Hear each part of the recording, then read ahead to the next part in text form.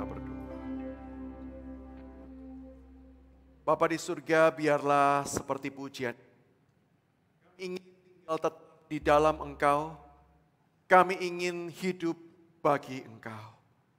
Dan hal itulah yang membuat kami hari ini memenuhi undangan Tuhan. Kami datang beribadah, kami rindu untuk boleh menaikkan pujian sembah syukur kami.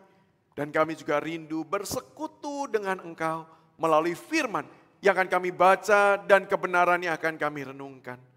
Maka Tuhan, saat ini kami berdoa, kiranya Engkau boleh memakai hamba-Mu yang lemah dan terbatas ini ya Tuhan, menjadi alat di tangan Tuhan, menyatakan isi hati-Mu. Dan juga kami berdoa secara khusus Tuhan, berbicaralah secara pribadi, lepas pribadi bagi kami di tempat ini ya Tuhan. Supaya kami bukan sekedar mendengar suara manusia, tapi kami boleh mengalami perjumpaan pribadi dengan Engkau sendiri ya Tuhan. Terima kasih Tuhan. Ini doa kami, ini penyerahan hidup kami. Di dalam nama Tuhan kami Yesus Kristus kami berdoa dan kami berserah diri. Amin. Shalom Bapak Ibu dan rekan-rekan sekalian. Saya berdoa kiranya berkat, anugerah dan rahmat yang melimpah dari Tuhan menguatkan kita, menopang kita di tengah-tengah segala pergumulan kehidupan kita, secara khusus ketika kita bersama-sama melayani Tuhan. Saya dengan sengaja menggunakan kata kita semua melayani Tuhan. Karena saya yakin dan percaya bahwa pelayanan tidak hanya terbatas kepada satu waktu tertentu dan kepada sebuah tempat tertentu atau sebuah jabatan tertentu. Ketika kita ditebus oleh Kristus, kita yang hidup menyerahkan diri kepada Tuhan, kita melayani Tuhan.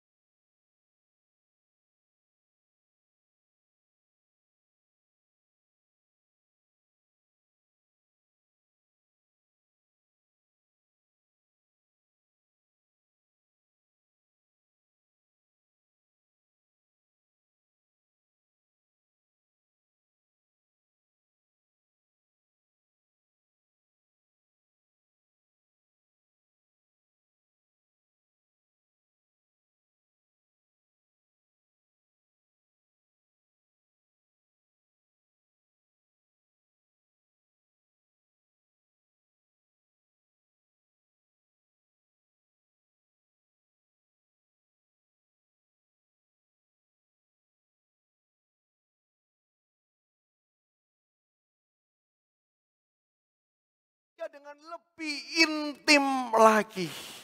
Sebagaimana Rasul Paulus di dalam surat Filipi dia mengatakan bahwa sukacitaku adalah mengenal dia dengan kuasa kebangkitannya. Di mana aku telah dipersekutukan di dalam kematiannya, di dalam karya kayu salib. Apa sih yang sukacitanya? Bisa kenal Tuhan.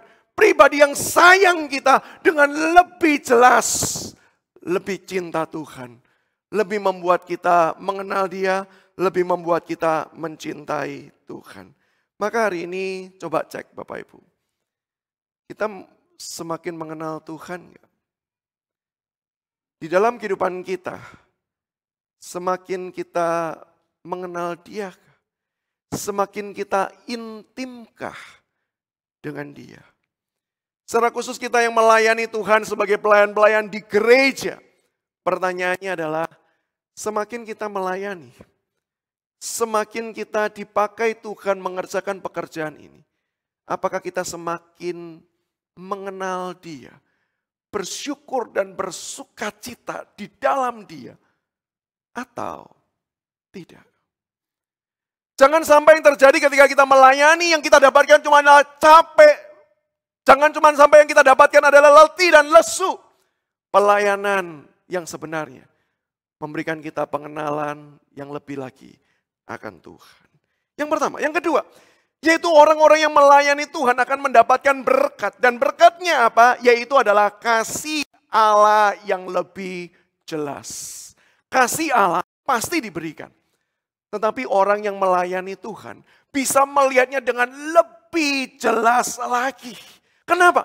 Karena ketika kita melayani Tuhan, kita itu bekerja bersama dengan Dia yang bekerja. Pelayanan itu bukan Allah sedang duduk diam dan kita kemudian diundang untuk capek dan repot. Lalu kemudian kita datang membawa hasil kerja kita kepada Dia. Bukan. Pelayanan itu Allah bekerja dan sembari Allah bekerja. Dia undang kita, yuk terlibat, yuk bantu. Maka kalau pelayanan itu adalah Allah yang bekerja dan Allah mengundang kita untuk terlibat, maka Allah yang mengundang kita adalah Allah yang memampukan, memberikan segala sesuatu yang kita perlukan untuk kita bisa semakin efektif hidup bagi Tuhan. Maka itulah kenapa Tuhan Yesus dalam khotbah di bukit panggilan kepada para murid-muridnya. Tuhan Yesus berkata apa?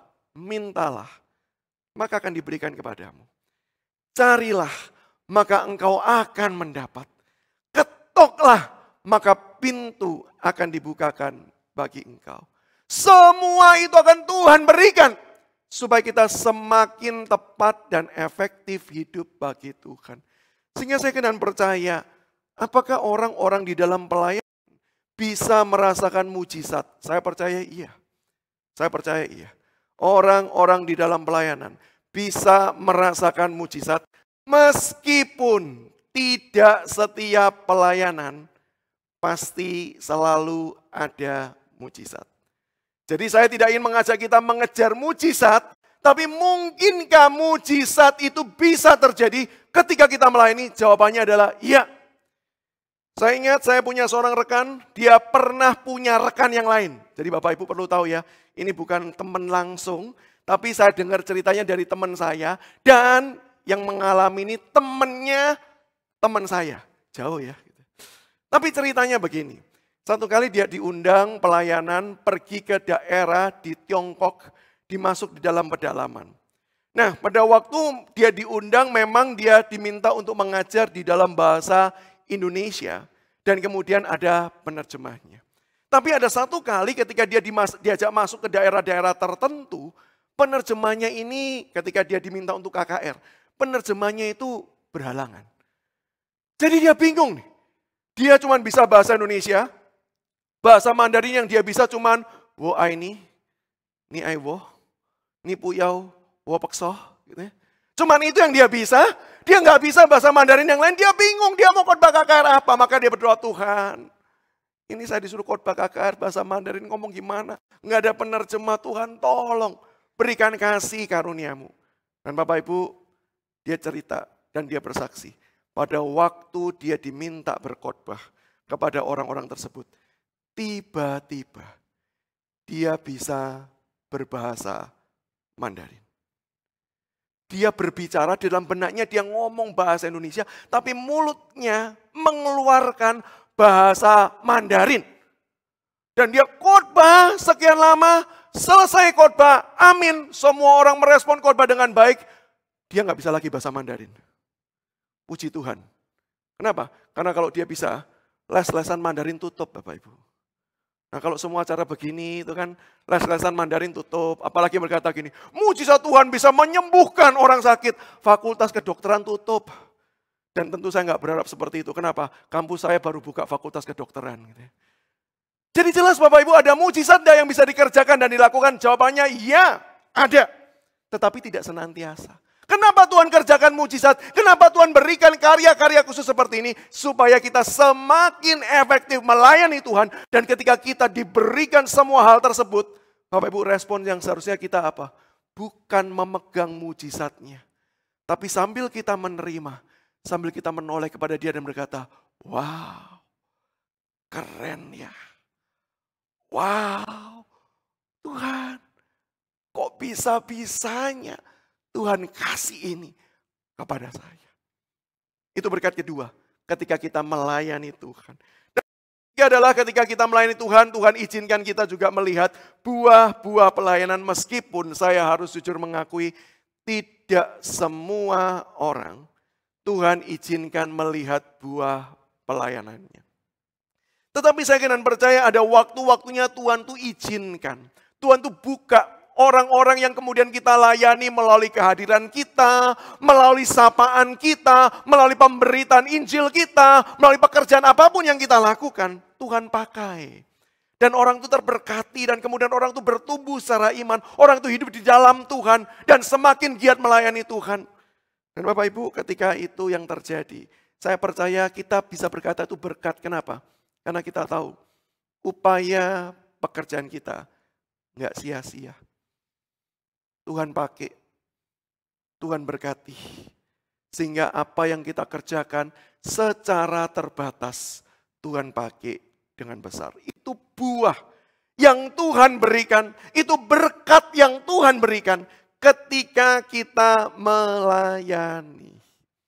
Tapi hari ini saya mengajak kita bukan cuma mengharapkan berkat Tuhan kita rasakan karena kita melayani. Tapi saya mengajak kita merenungkan ini. Sadarkah pelayanan itu sendiri adalah berkat?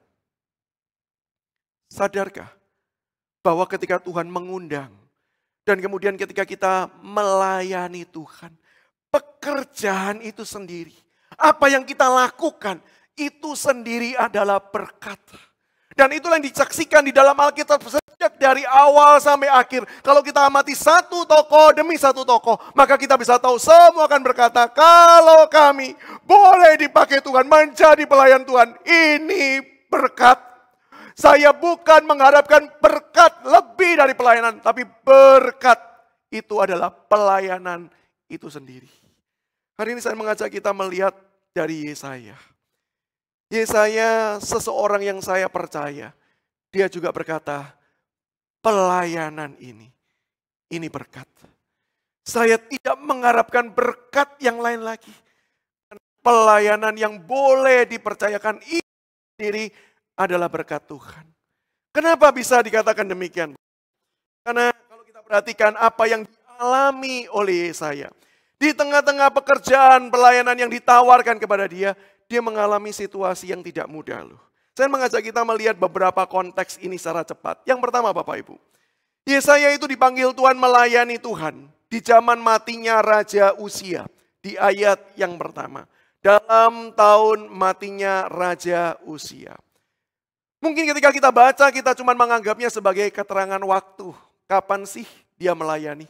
Di zaman apa sih dia melayani? Tetapi sebenarnya dituliskan bagian ini lebih daripada itu. Karena pada waktu itu pembaca dengan jelas mengetahui siapa Raja Uzia. Raja yang baik. Raja yang hidupnya berkenan kepada Tuhan. Dibandingkan dengan raja-raja sebelumnya dan nanti sesudahnya. Uzia adalah salah satu raja yang baik. Dan Bapak Ibu, kematian raja yang baik. Raja yang berprestasi. Mendatangkan menyebabkan kekhawatiran dan ancaman. Apakah masa depan jauh lebih baik? Apalagi ketika kita mencoba melihat ke belakang. Banyak orang-orang baik yang kemudian keturunannya jadi jahat. Kurang apa sih Daud itu? Secara hitungan manusia. Bukankah sampai sekarang orang-orang Yahudi masih berpikir Raja Daud itu puncak kesuksesan Israel. Mereka sungguh-sungguh mengharapkan seperti Daud itulah kerajaan Israel dipulihkan. Kurang apa Daud? Orang yang dikatakan berkenan di hati Allah. Tapi bukankah Raja Daud generasinya selesai? Lahir Salomo. Memulai pelayanan dengan baik. Tapi justru jatuh sangat dalam sekali. Dan karena itu kerajaan Israel terpecah menjadi dua. Israel utara dan Israel selatan atau Yehuda. Bukankah itu sejarah yang jelas? Ada raja-raja tertentu yang baik. Kemudian keturunannya menjadi raja yang lalim dan membawa Israel kembali jatuh di hadapan Tuhan. Kembali jauh daripada Tuhan. Dan bukankah kematian Uzia membuat orang bertanya, kira-kira nanti zaman ini bagaimana ya? Dan mungkin kalau Uzia hidup di zaman seperti kita, mungkin akan gambaran wajahnya dia akan muncul di balik truk, Bapak Ibu. Fotonya. Sambil kemudian melambaikan tangan dan kemudian ada tulisan di sampingnya. Piye, enak zamanku toh. Bukankah ini ketakutan yang wajar yang dialami oleh Yesaya? Dan bukan cuma ini saja. Kalau kita perhatikan yang lebih lanjut, situasinya tidak menentu, situasinya tidak pasti. Sekarang ada sesuatu yang pasti. Apa yang pasti? Kegagalan Yehuda.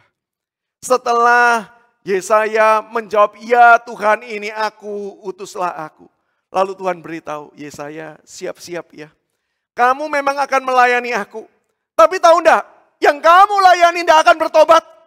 Kamu akan berkhotbah. Tapi tidak ada yang merespon. Mereka mendengar, tapi mereka tidak sungguh-sungguh menyimak firman Tuhan. Mereka akan kembali terus jatuh, terus jatuh, terus jatuh. Bahkan dituliskan sampai berapa lama. Bukan sekedar satu generasi, dua generasi. Tapi berkali-kali generasi akan mengalami hal yang sama dan sama. Bapak Ibu saya kena percaya kalau tawaran seperti ini ditawarkan kepada kita hari ini. Yuk melayani di pelayanan gerejawi. Yuk Pak Sam khotbah di Elion. Tapi gak ada yang mau dengerin Bapak. Khotbah aja. Tapi gak ada yang mau dengerin. Semua akan ngobrol sendiri seperti Bapak khotbah aja. Mau nggak? Saya yakin dan percaya saya akan berkata, buat apa? Ayo layani, yuk beritakan Injil. Tapi nggak ada yang mau bertobat. Buat apa? Bukankah responnya harusnya seperti itu? Buat apa? Tapi kalau kita lihat, meskipun Yesaya sudah menjawab sebelum Tuhan beritahu itu. Tapi teks-teks selanjutnya, kita bisa mendapati Yesaya tetap melayani Tuhan dengan setia.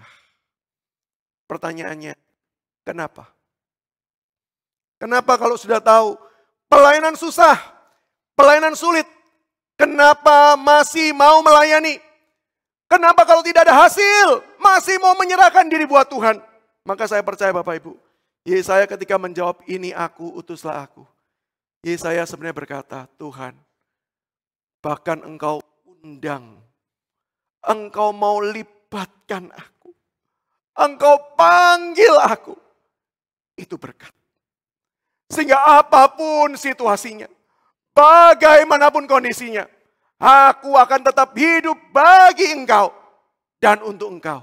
Karena pelayanan itu sendiri berkat Tuhan.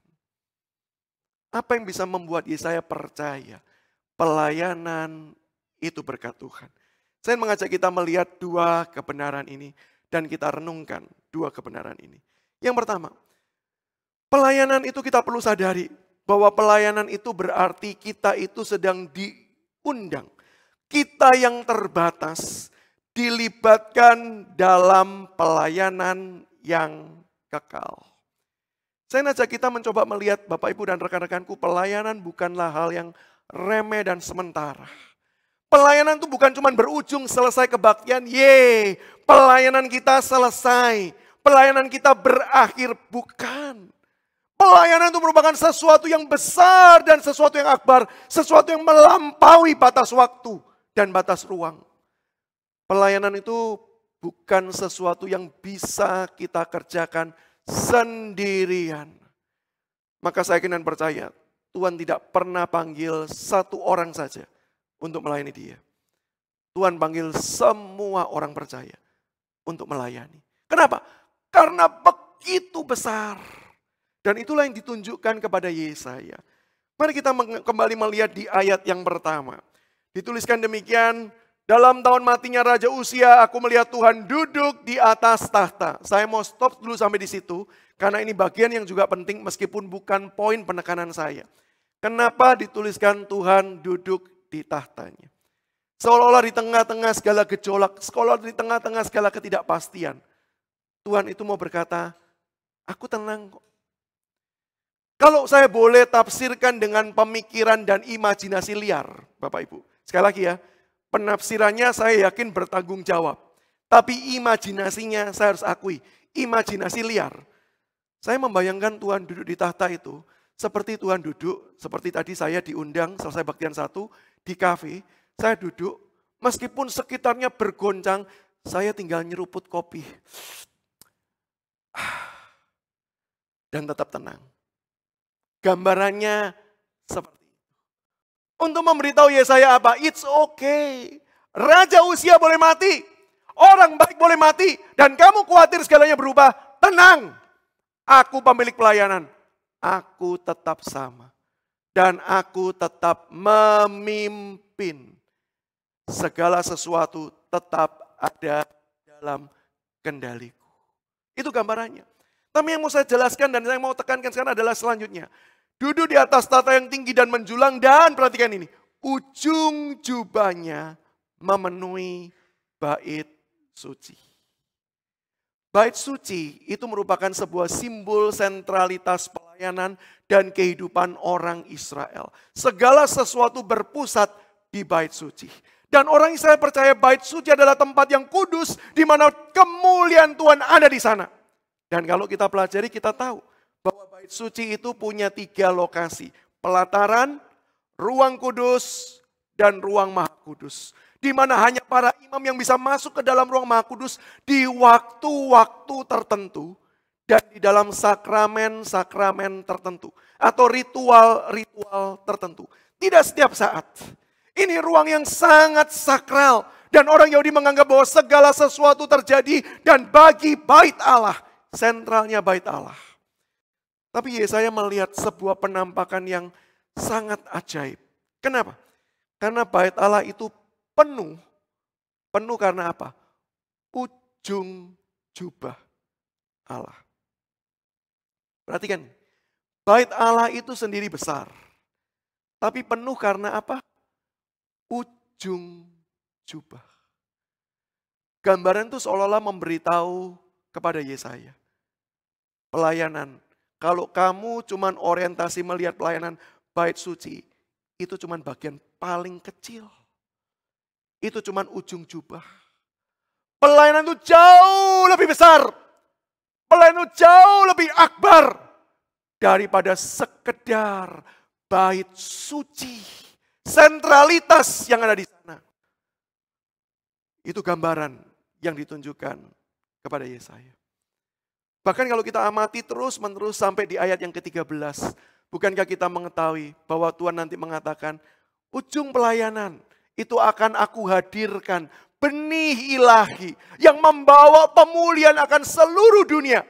Dan yang dimaksudkan adalah Yesus Kristus. Kapan itu? Ribuan tahun setelah Yesaya.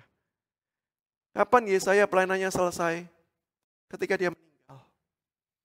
Dia meninggal, dia selesai melayani. Tapi pertanyaannya begini, apakah pelayanan selesai? Pelayanan tetap berjalan. Kenapa? Karena pelayanan itu jauh lebih besar daripada kita yang melayani dan mengerjakan. Maka dengan kesadaran seperti itulah, ketika pelayanan itu begitu besar, maka ketika kita diundang pelayanan, kita harusnya sadar betapa kita ini lemah, betapa kita ini terbatas, betapa kita ini kecil dan kita tidak berdaya. Saya percaya kalau kita bekerja, kita pasti mencari orang yang qualified dengan pekerjaan itu.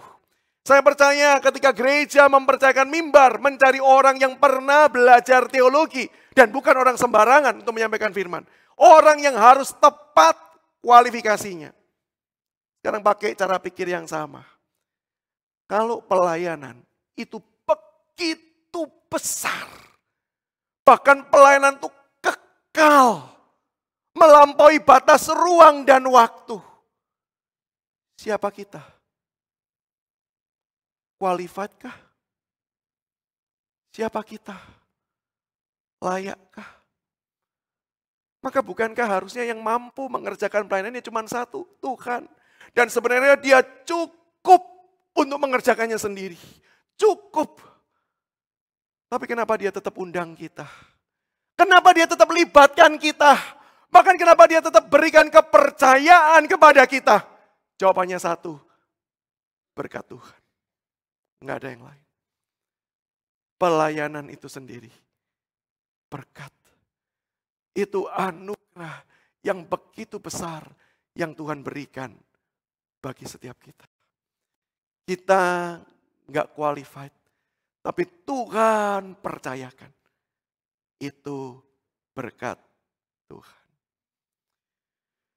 Bapak Ibu, saya pernah belajar pengalaman kecil tentang hal ini.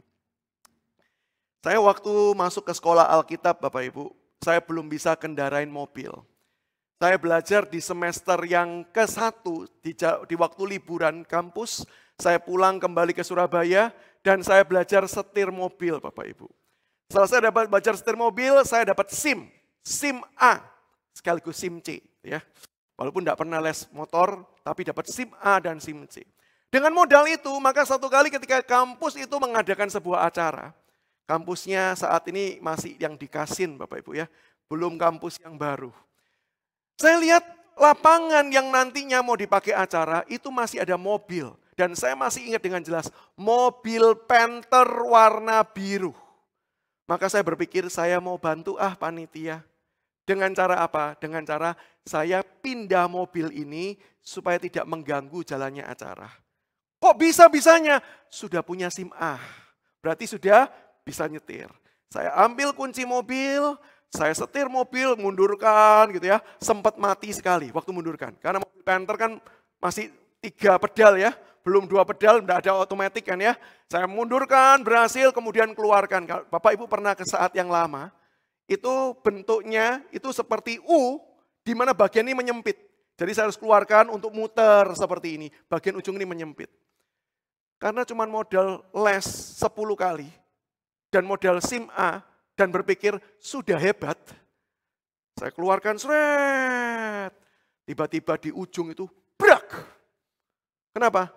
Samping kanan bodi, kena tembok. Syok. Tapi yang paling syok adalah ada dosen lewat, Bapak Ibu. Dan dosen itu juga sama-sama syoknya. Jadi dia syok mendengar suara itu, saya syoknya double. Satu suara, satu ngeliat dosen. Dan setelah itu Bapak Ibu semakin grogi. Saya coba keluarkan, saya majukan, krek. Dari samping, berat sampai belakang. Dosennya semakin mendelik. Saya semakin dipendeli Bapak Ibu, semakin grogi. Saya pikir maju salah, respon normal, mundur. Saya atlet Bapak Ibu, krek lagi. Maju salah, mundur salah, sampai akhirnya saya tahu, ini sudah nggak ada obatnya. Jadi satu-satunya cara apa? Saya paksa. Saya jalankan lurus, krek. Itu dari pintu depan sampai bodi paling belakang Bapak Ibu. Beretannya panjang. Kemudian saya berhasil parkir. Dan turun mobil Bapak Ibu, itu akhir zaman buat saya. Dimarahin dosen, kamu begini, kenapa kamu dapat begini? Ayo lapor sana. Saya diminta lapor pada yang dosen yang bertugas. Dan saya lapor. Intinya saya berkata, mohon maaf, saya cuma inisiatif, mau bantu. Saya bersedia menanggung jawab untuk membayar ganti rugi dan lain sebagainya. Lalu dosen yang bertugas itu cuma melihat saya dan berkata, ya udah, nanti tunggu kiriman dari gereja aja. Bayar. Mestinya 200.000, kamu nanti bayar 100.000 saja. Saya kata, enggak apa-apa Pak, saya bayar penuh Pak. 200.000 uang jajan saya sebulan tuh saya puasa, doa puasa. Enggak apa-apa, saya bayarkan. Dia bilang, enggak usah. 100.000 saja. Wah, terima kasih Pak, terima kasih.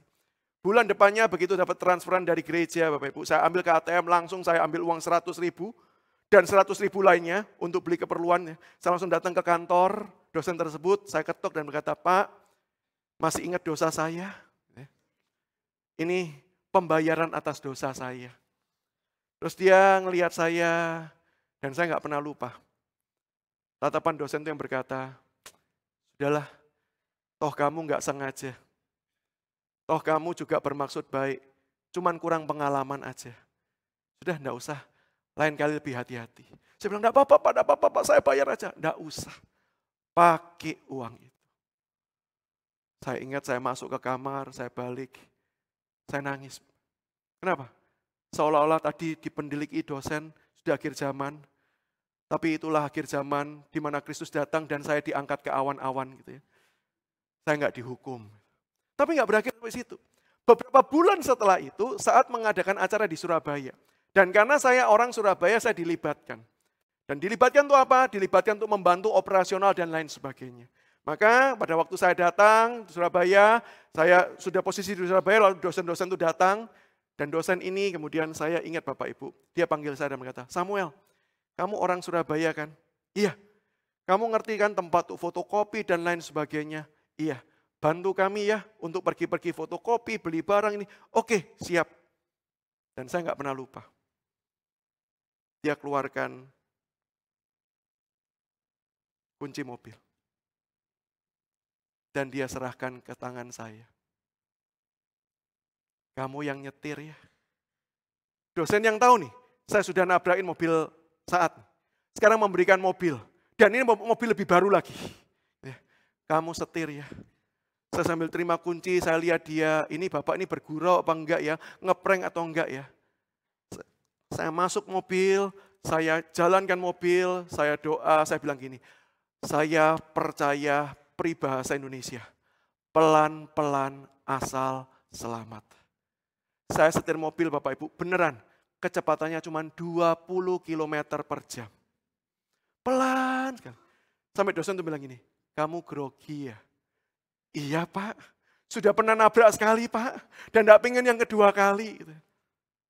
Saya ingat sekali, dia cuma tepuk pundak saya dan berkata, nggak apa-apa, yuk belajar lagi. Yuk belajar. Hari ini saya boleh bersaksi Bapak Ibu, kalau saya bisa setir mobil, saya harus akui, bukan jasa terbesar, bukan les-lesan. Tapi karena kepercayaan kedua yang diberikan kepada saya.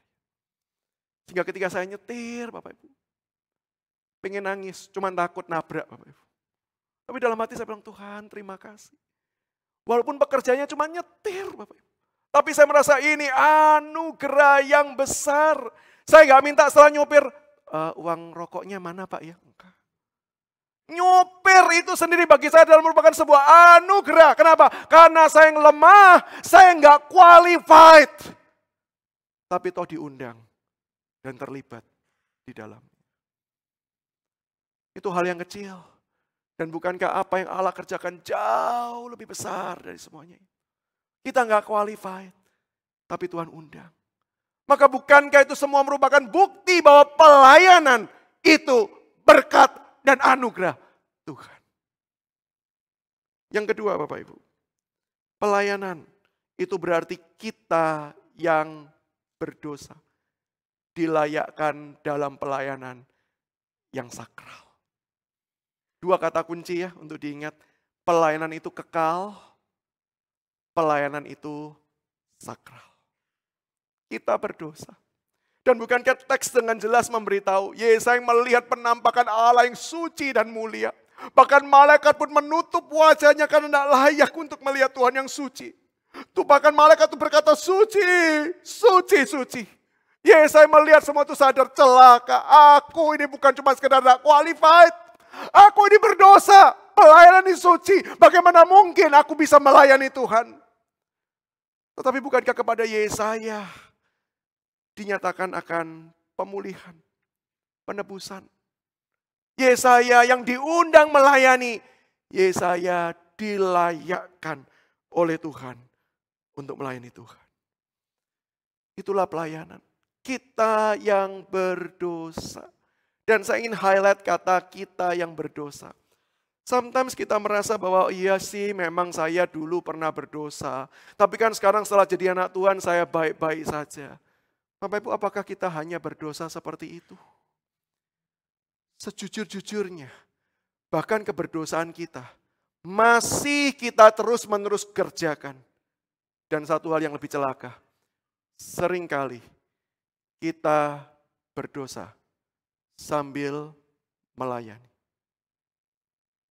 Kita berdosa sambil melayani. Ada begitu banyak berita menceritakan bagaimana hamba Tuhan yang berkhotbah luar biasa. Sambil berkhotbah, sambil hidup seksualnya nggak beres. Sambil berkhotbah, sambil melakukan keuangan yang nggak beres. Dosa itu bukan cuma terjadi dulu. Bahkan sambil kita melayani, kita pun masih bisa jatuh di dalam dosa. Bahkan satu hal yang lebih ngeri.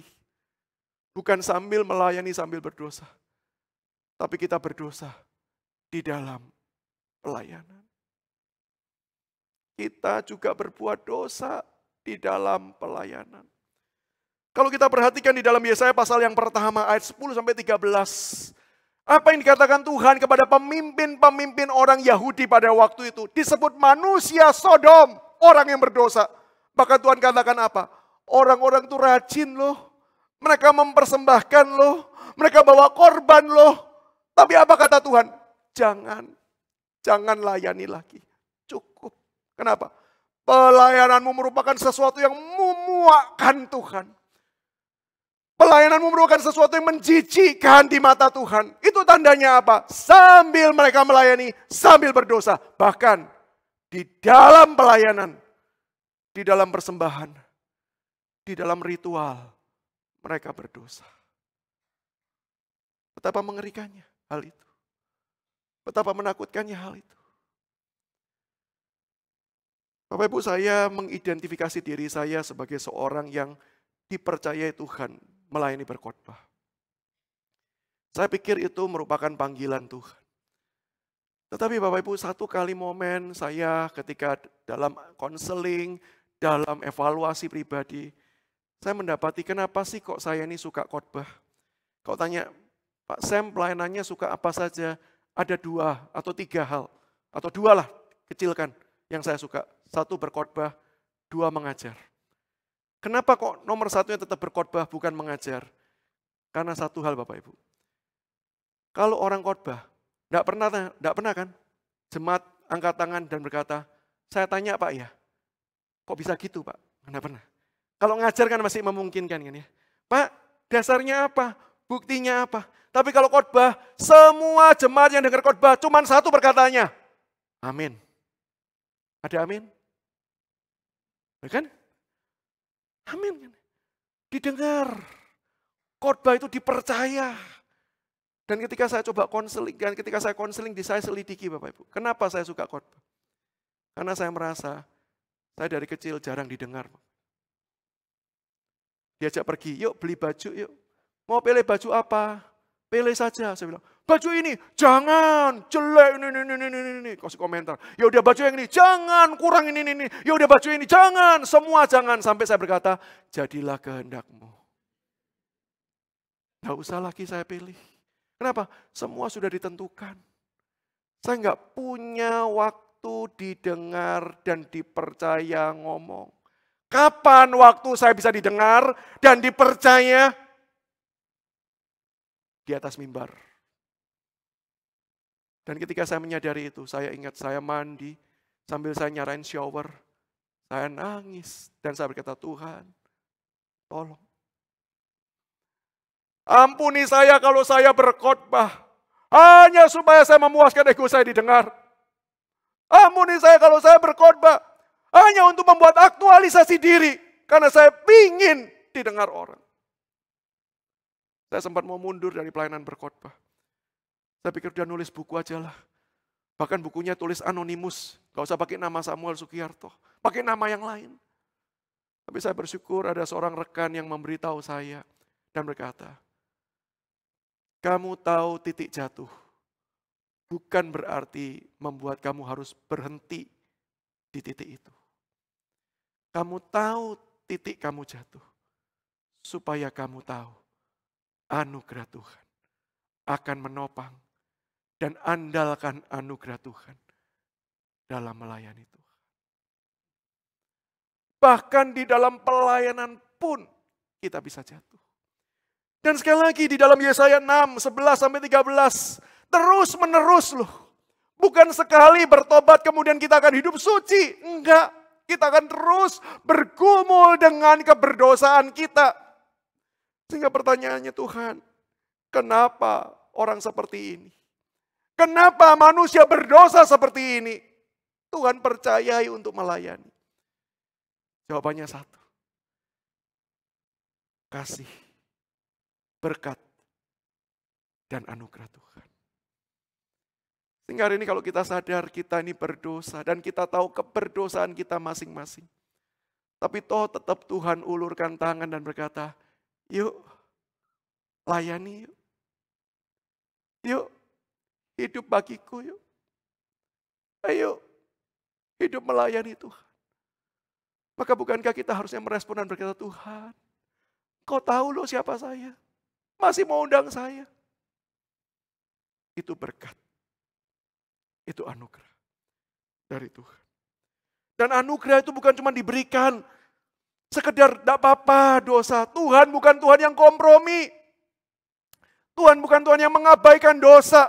Tuhan tetap benci dengan dosa. Maka itu kita yang dipanggil. Kita dimurnikan terlebih dahulu. Sama seperti Yesaya yang dipanggil. Dimurnikan dulu oleh Tuhan. Kita yang dipanggil. Juga dimurnikan oleh Tuhan. Bagaimana caranya? Saya mengajak kita memperhatikan ayat 13. Khususnya bagian yang B. Dan dari tunggul itulah akan keluar tunas yang kudus. Kalau kita perhatikan konteksnya kita tahu, sudah nggak ada pengharapan. Kota itu sudah sepi. Kalaupun masih ada orang masih dibuang. Artinya apa? Hopeless. Nggak ada pengharapan. Itu manusia berdosa. Sama seperti pohon sudah rusak semuanya sehingga perlu ditebang. Disisakan itu pun sudah hopeless. Tapi yang menarik, dari tunggul yang mati itu keluar tunas. Itu mujizat. Tapi jangan lupa kalau cuman berhenti di situ kita bisa tanya gini. Ya tumbuh tunas. Tapi kalau selama ini hasilnya buruk, pasti yang ini juga buruk. Firman Tuhan menambahi, tunas yang kudus. Artinya apa? Mujizat Tuhan. Akan muncul tunas yang kudus. Itu mujizat yang Tuhan berikan, pengharapan jalan keluar yang Tuhan berikan. Dengan cara apa? Yesaya tidak bisa melihat dengan jelas. Yesaya tidak tahu apa yang Tuhan maksudkan itu secara komplit. Tapi hari ini kita tahu bahwa tunas yang kudus itulah Kristus. Tunas yang kudus adalah Allah yang menjadi manusia. Yang datang mengampuni dosa kita dengan mati di atas kayu salib. Menebus dosa-dosa kita. Bangkit dari kematian. Memberikan kita pengharapan. Sehingga siapa yang hidup di dalam pokok anggur yang benar. Dia berbuah banyak. Dan buahnya buah yang baik. Perhatikan gambaran yang begitu sempurna. Dari yang sudah ditinggalkan tidak ada harapan. Tapi di dalam Kristus. Di dalam penebusannya.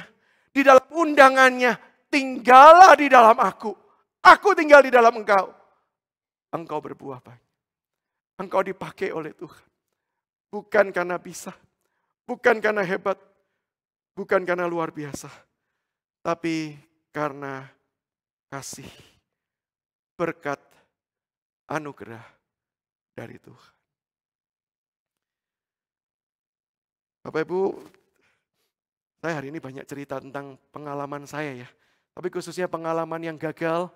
Dan saya sungguh rindu dari kegagalan-kegagalan ini, jangan kita gagal. Saya pada waktu masuk di seminari Alkitab Asia Tenggara, saya bisa, kenapa? Karena saya bisa main musik secara khusus piano.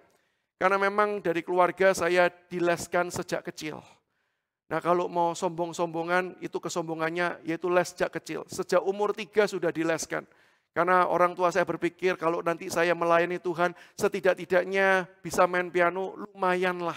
Jadi kalau nggak ada pianis, sambil MC, sambil main musik sendiri. Nanti kalau jadi pengkhotbah, sambil khotbah sendiri gitu kan ya. Jadi multifungsi. Maka saya dileskan.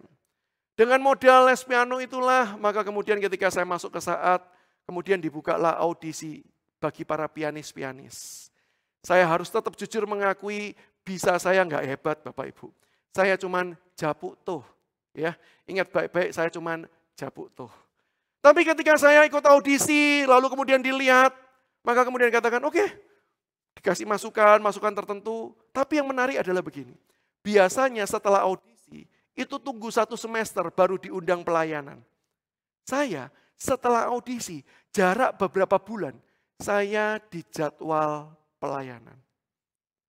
Jadi merasa bagaimana? Waktu dijadwal, Samuel kamu sekarang mulai terlibat ya, ikut pelayanan pianis ya. Kalau setiap kali ibadah kamu bantu main musik ya, dijadwalkan cukup rutin. Maka teman-teman yang lain, wah luar biasa ya kamu Samuel. Dalam hati saya berkata, aduh saya ini gak layak, aduh saya ini gak bisa, aduh saya ini gak mampu. Awalnya begitu. Lama-lama saya lihat diri saya dan berkata, Japuk tuh ya, lumayan juga ya. Semester 1 berjalan selesai, semester kedua beberapa rekan mulai dijadwal. Tapi yang menarik, banyak teman-teman tetap percaya sama saya. Kamu aja Samuel yang main. Saya suka kalau kamu yang main. Ayo kamu aja yang main. Saya mulai cukup rutin melayani. Semester 2. Masuk ke semester 3, pelayanannya semakin padat. Bahkan di hari-hari besar, di waktu ibadah akbar, nama saya pasti muncul sebagai daftar pianis di sana. Saya melayani. Dan di waktu itu saya bukan lagi merasa saya japuk tuh. Tapi saya merasa, Tuhan, kamu butuh saya untuk melayani. Saya layani semester 3, semester 4. Saya membantu audisi angkatan yang baru Bapak Ibu. Dan ketika saya audisi, hasilnya nggak ada yang bagus. Saya konsultasikan kepada pengurus, siapa mau diundang pelayanan? Nggak usah lah, kamu dulu aja lah. Wah, semakin gede kepala Bapak Ibu. Maka sampai saya berpikir di semester 4, saya jujur, saya pernah mikir begini. Kalau nanti sebentar lagi saya lulus, saat pasti kehilangan pianis. Saat pasti mau undang saya untuk secara khusus main piano. Kenapa? Tidak ada orang yang bisa main piano seperti saya. Saya jatuh dalam dosa kesombongan. Dan tidak ada yang tahu. Karena ketika dia, Samuel pelayanan, jangan saya lah, yang lain saja. Dalam hati, memang seharusnya saya sih. Tapi cuma dalam hati, orang nggak tahu. Tapi Tuhan tahu. Dan Bapak Ibu, Tuhan yang tahu. Tuhan yang hajar setiap dosa. Tuhan yang punya pelayanan, dan pelayanan itu suci. Tuhan tidak mengizinkan dikerjakan dengan cara yang kotor. Dan Tuhan buat saya malu dengan caranya sendiri, Bapak Ibu. Masuk di semester yang kelima, saya jadi angkatan ketiga, cukup senior. Saya berpikir, seperti angkatan yang sebelumnya, pasti nggak ada pianis. Yang mengejutkan saya Bapak Ibu, di angkatan itu, setidaknya seingat saya, ada 5 orang pianis handal. Ketika saya audisi, saya kaget. Karena mainannya jauh lebih bagus dari saya. Saya merasa ini adalah malaikat yang menyamar jadi manusia. Mainannya bagus sekali. Dan ketika audisi saya sempat tanya, dalam kesombongan saya, siapa guru lesmu? Mau sombong-sombongan guru. Karena kalau sayanya kalah, gurunya setidaknya tidak mungkin kalah. Dan jawabannya lebih membuat saya malu. Karena mayoritas menjawab, gak pernah les tuh. Belajar sendiri. Belajar sendiri lebih bagus hasilnya. Detik itu Bapak Ibu, seolah-olah Tuhan berkata sama saya, kamu pikir saya butuh kamu? Kamu pikir kamu hebat? Kamu pikir kamu bisakah melayani? Pelayanan Tuhan itu kekal. Kalau sampai nggak ada orang, Tuhan bisa bangkitkan orang. Sama seperti dosa tidak ada jalan keluar, Tuhan sanggup buat jalan keluar. Dengan dia datang sendiri, mati di kayu salib. Apa yang mustahil buat Tuhan? Jangan anggap remeh pelayanan. Pelayanan itu kekal. Dan Tuhan sanggup mengerjakannya. Sehingga kalau kamu diundang, itu anugerah. Dan pelayanan itu suci. Jangan pernah layani dalam keberdosaan. Sehingga ketika saya menyadari Tuhan, ampuni saya. Tuhan ampuni saya. Saya menyadari bahwa pelayanan itu adalah anugerah dari Tuhan. Bukan karena kebaikanku. Bukan karena fasih lidahku. Bukan karena kekayaanku. Maka Tuhan mau pakai aku. Tuhan sanggup dan Tuhan jauh lebih mampu. Kalau Tuhan mau pakai. Cuman satu alasannya. Semua karena anugerah Tuhan. Diberikan bagi kita semua anugerah Tuhan. Saya bersyukur ketika saya menyesal, saya masuk ke kamar, saya berdoa, saya menangis di kamar itu sendirian. Saya teringat satu lagu yang dikarang oleh dosen saya, Pendeta Ramiati Tanujaya. Dan lagu itu menghibur, menegur, sekaligus mengingatkan saya senantiasa. Pelayanan Tuhan itu kekal. Pelayanan Tuhan itu sakral. Sehingga kalau hari ini kita diundang melayani, kita diundang terlibat pekerjaan Tuhan. Semua karena anugerah Tuhan. Saya mengundang setiap kita meresponi firman Tuhan. Merenungkan dengan sungguh-sungguh firman Tuhan ini dalam hati kita. Sadarkah kita bahwa kita tidak qualified, tapi Tuhan panggil. Itu anugerah. Kita lemah, kita berdosa. Tapi Tuhan mau pulihkan, bahkan dengan cara yang ajaib. Itu bukti anugerah Tuhan.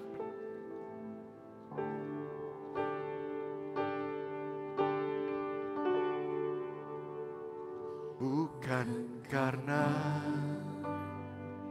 kebaikanku, bukan karena fasih lidahku, bukan karena kekayaanku, ku dipilih, ku dipanggilnya, bukan karena kecakapanku, bukan karena baik rupaku, bukan karena kelebihanku, ku dipanggil, ku dipakainya. Bila aku dapat, itu karenanya. Bila aku punya semua daripadanya, semua karena anugerahnya saja. Semua karena anugerahnya diberikannya pada kita. Semua anugerahnya bagi kita bila kita dipakainya. Mari sekali lagi kita nyanyikan pujian ini dengan penuh penghayatan. Jadikan ini sebagai doa kita pada Tuhan. Bukan karena kebaikanku, bukan karena fasih lidahku, bukan karena kekayaanku, ku dipilih, ku dipanggilnya, bukan karena kecakapanku, bukan karena baik rupaku, bukan karena kelebihanku, ku dipanggil, ku dipakainya. Bila aku dapat, itu karenanya. Bila aku punya semua daripadanya. Katakan dengan segenap hati, semua anugerah-Mu Tuhan, semua karena anugerahnya diberikannya pada kita. Semua anugerahnya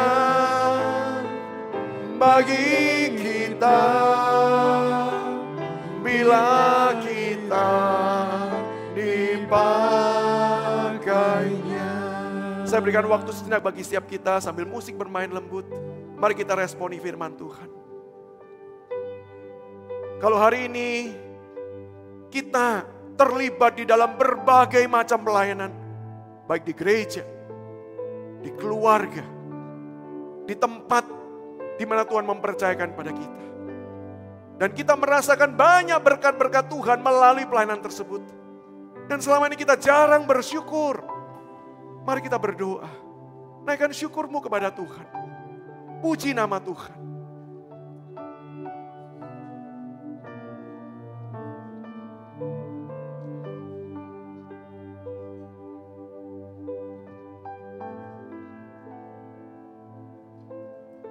Hari firman Tuhan mengingatkan kita jauh lebih dari itu. Kita bukan cuma merasakan berkat ketika kita melayani. Tapi pelayanan itu sendiri adalah berkat. Karena kita harusnya tidak mampu, tidak qualified. Tapi Tuhan mau panggil kita. Tuhan mau tambahkan yang kita perlukan. Supaya segala sesuatu bisa kita pakai memuliakan Tuhan. Bahkan ketika kita sadar, kita berdosa. Kita lemah. Tuhan tahu keberdosaan kita. Tuhan tetap undang kita. Tuhan tetap pulihkan kita. Dan mau libatkan kita melayani. Maka hari ini mari kita hayati kebenaran tersebut. Sambil kita naikkan syukur kita, Tuhan. Semua itu anugerah. Kalau aku boleh ada hari ini, boleh melayani hari ini, semua anugerah Tuhan. Terima kasih Tuhan. Terima kasih.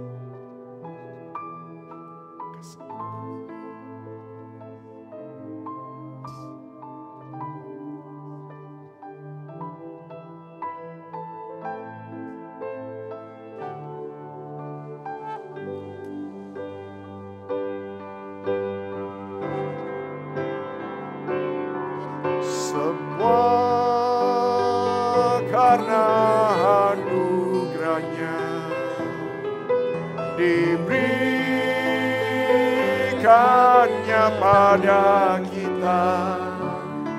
Semua anugerahnya bagi kita bila kita saya undang siap kita boleh bersama-sama bangkit berdiri. Dan akan pujian ini sebagai komitmen kita. Tuhan, semua anugerah-Mu Tuhan. Semua karena anugerahnya diberikannya pada kita.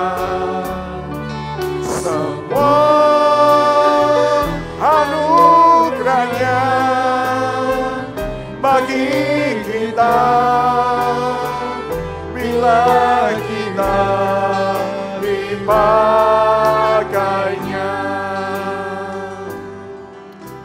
Bapa di surga, biarlah setiap kami sungguh-sungguh akhirnya menyadari pelayanan itu anugerah Tuhan. Ingatkan kami senantiasa betapa kecil, terbatas, dan lemahnya kami. Tapi toh Tuhan mau pakai kami. Melalui kami. Tuhan mau mengerjakan pekerjaan-Mu yang besar. Terima kasih Tuhan. Terima kasih. Terlebih lagi ketika kami tahu kami berdosa, kami lemah. Tapi Tuhan mau repot-repot pulihkan kami. Ampuni kami. Topang hidup kami supaya kami gak terus-menerus jatuh. Dan Tuhan mau libatkan kami dalam pelayanan-Mu yang suci. Terima kasih. Itu anugerah Tuhan. Bapa di surga, hamba-Mu mau berdoa untuk setiap jemaat di tempat ini.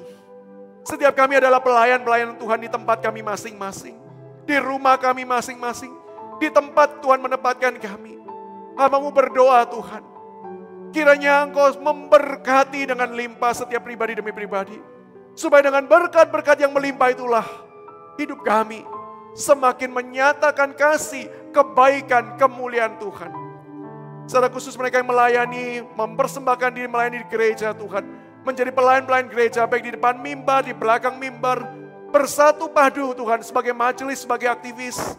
Tuhan kami berdoa Tuhan, berkati mereka juga. Supaya dalam pekerjaan pelayanan mereka ingat, ini anugerah Tuhan.